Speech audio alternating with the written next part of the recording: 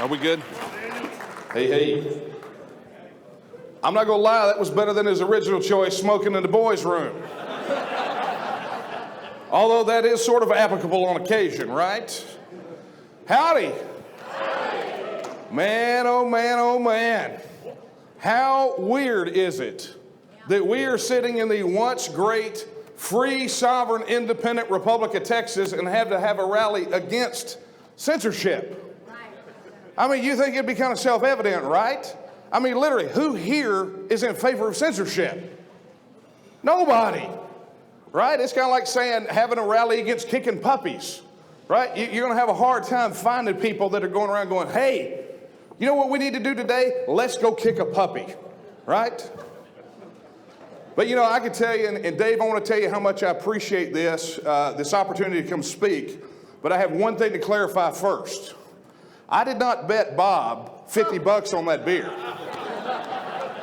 I told Bob, you know, maybe you ought not go on stage with a beer. And he said, don't censor me. Who do you think you are? That's just Bob trying to get $50 out of me. But let me do this, because I have literally, for the last 25 years of my life, gone around and asked this question. And I'm going to put it to you guys tonight. And I'm going to do it to make a point. Is that all right? Yep. Now, when I ask this question, it's not a rhetorical question. I really do want an answer. And I want you to answer it loud. Can you do that for me? Yes. What I want to know is this. Who in this room tonight is ready for TEXIT?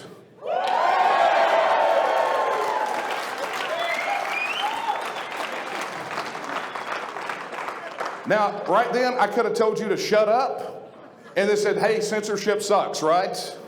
But I didn't, because that's the response I get everywhere. And let me tell you something, 25 years ago, almost, August 24th, 1996, yours truly made a pledge. He took an oath that he would see Texas as a free, independent, self-governing, sovereign nation, or he would die with the gravedigger patting him in the face with a shovel. And praise God Almighty, that day is almost upon us. And I will say this, and I say it with no hyperbole, no exaggeration whatsoever, that the people of Texas are speaking. And they're saying in one clear, loud voice that they simply want the right to govern themselves.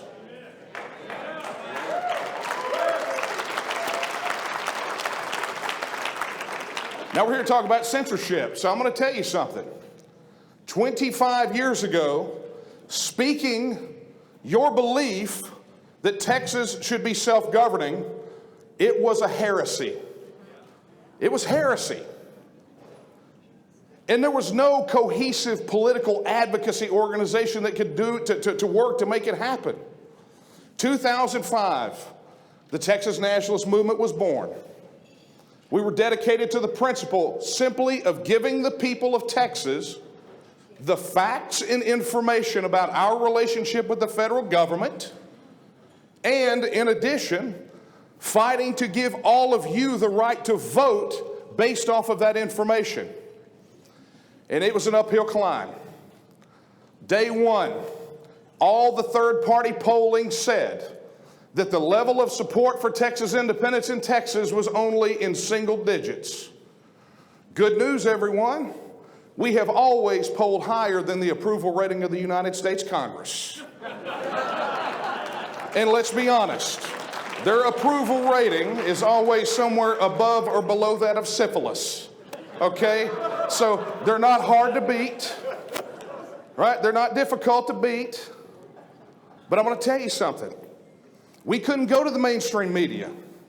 Social media was not even really a twinkle in the eye. I mean, Tom was my friend on MySpace, right? But where could you go? So we took the message directly to the people because we understood what the Texas Constitution says. Article 1, Section 2, folks, in our state constitution right now says these words: all political power is inherent in the people.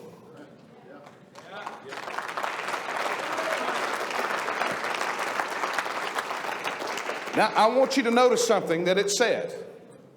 All political power is inherent in who?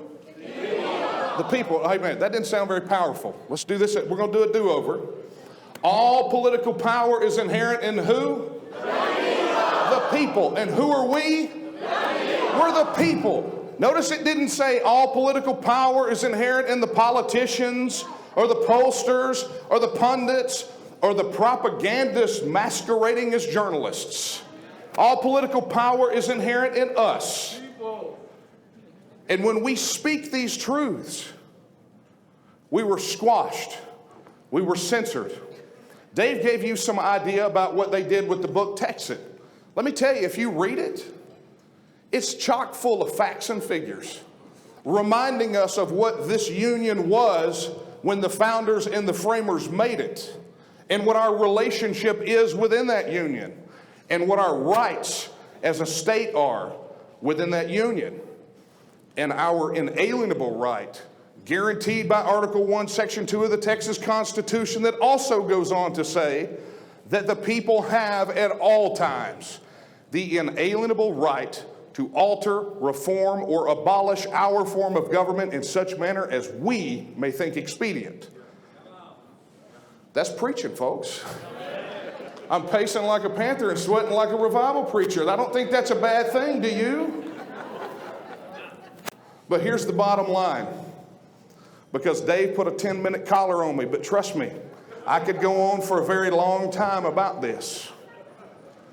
But I wrote a book. But not only that, we put it all out there. We took our case to the people. No matter what the opposition says, no matter how they try to squash us, no matter how they try to put tape over our mouths, no matter how many times they take to the media and say that all of you that just said you are ready for TEXIT, they say that you don't exist. Because for them, it's all about making sure that they are the ones that make the decisions for you. Folks, I could sit here and talk about how this is just a battle just to get Texas out of the union and become a self-governing independent nation again, but here's what I want you to understand. The fight that we have is much greater than that. We are fighting for nothing less than the heart and soul and mind of Western civilization. A Western civilization. It's a Western civilization that says that us as individuals should be free to think, to speak, and to act. And they don't like it. And you know what? They're going to get nasty when we speak up and say that. And you know what? One thing I know about Texans is the nastier they get, the more we love it. Bring it on. We're the same people that when a dictator decided to take a little bitty cannon, we hoisted a flag and said, come on, baby, come and take it. That's us. We are Texans. So I'll say this in conclusion. Right now, the T&M and all of us are fighting to give you a voice. You could have had a vote on Texas independence in November, but that was stopped by the political establishment in Austin, Texas. But boy, oh boy, we are about to pull the coup d'etat. You see people walking around in TEXIT shirts and you see people back there. We are a total of 80,000 signatures away from start to finish from forcing it on the primary ballot next year. We are going to give you the voice that they denied you. And folks, I'll leave you with this thought. I say it all the time. Think to yourself this question. If Texas was free, sovereign, independent, and self-governing right now in every respect of the word, we had control over our own immigration and border policies, we had our own passports and embassies, our own money, our own army, all of those things. And instead, this was a debate over whether or not we would join the Union. Let me ask you, would you vote to join the Union today? No. Well, if you wouldn't vote to join, then why in the world would you vote to stay? So folks, carry the message that they are squelching and censoring, and let's go win TEXIT.